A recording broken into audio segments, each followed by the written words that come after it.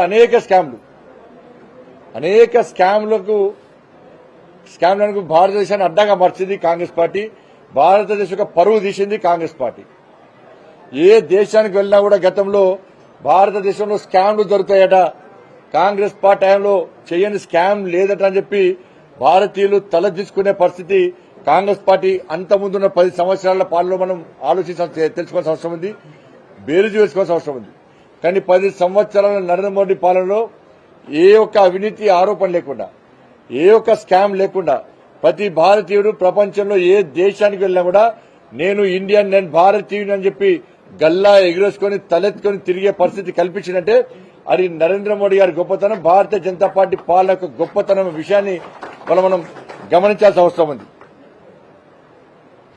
ఇవాళ కాంగ్రెస్ పార్టీ పాలనలో వాళ్ళ పేరు మాత్రం గరీబీ హటావో,